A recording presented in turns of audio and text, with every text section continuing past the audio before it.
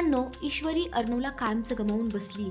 इथे अर्णव एखादा समुद्र जसा उफाळून यावा तसा उफाळून आलेला आहे आणि त्याच्या मनाचा स्फोट झालेला आहे, रागाचा स्फोट झालेला आहे. तो इतका प्रचंड रागात आहे, डोळे अगदी लाल लाल झालेले आहेत आणि इतका प्रचंड रागाने त्या सुप्रियावर आणि ईश्वरीवर उफाळत आहे.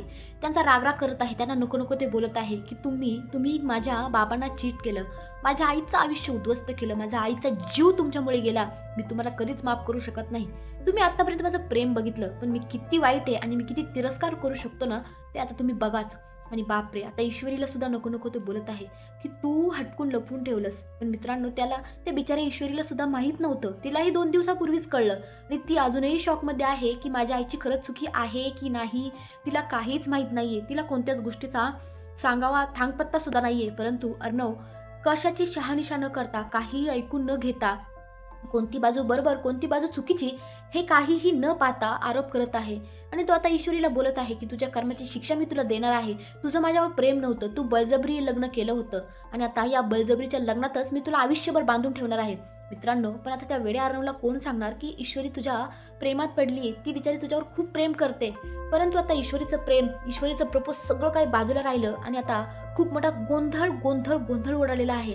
आता इकडे अर्णव प्रचंड रागात आहे आणि आता तो एकही शब्द ऐकून घ्यायला तयार नाही. बिचारी ईश्वरी रडून रडून डोळे अगदी खोल गेलेले आहेत.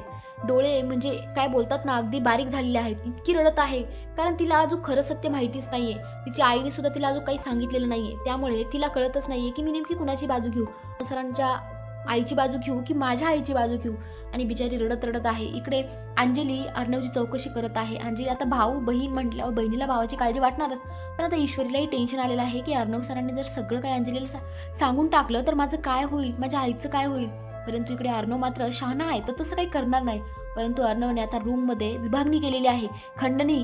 त्याने 2 भाग केलेले आहे आणि तो तिला बोलत आहे की आजपासून तू माझ्या पार्टिशनमध्ये यायचं नाही आणि मी तुझ्या पार्टिशनमध्ये येणार नाही. आजपासून आपण वेगवेगळे आहोत, माझा तुझ्याशी काहीही संबंध नाहीये. मित्रांनो, एखाद्या गोष्टीचा आपण यूज केल्यानंतर फेकून कसं देतो, अगदी तसंच ईश्वरीला फेकून दिलेलं आहे अर्णवने, आयुष्यातून बाहेर काढलेलं आहे. पण अर्णवने एकदा तरी तिचं ऐकून घ्यावं, एकदा तरी शहानिशा करावी की गोष्ट बरोबर आहे की चुकीची आहे. माझ्या तर आता काय होईल काय माहिती. अर्णवला कधी सत्य कळणार की काही चुकी नाही, जे काही केलं ते सगळं वल्लरीने केलं. आणि ह्या वल्लरी नालायक नीच बाई, तिने स्वतःच काय बोलतात ना, अर्णवच्या बाबांचा संसार मोडला, तर तिचं मन नाही भरलं, तिला अर्णवचा संसार सुद्धा उद्ध्वस्त करायचा आहे. त्यामुळे ती जीवाचा आटापिटा करत आहे. आता काय होणार काय माहिती. कमेंटमध्ये नक्की सांगा. धन्यवाद.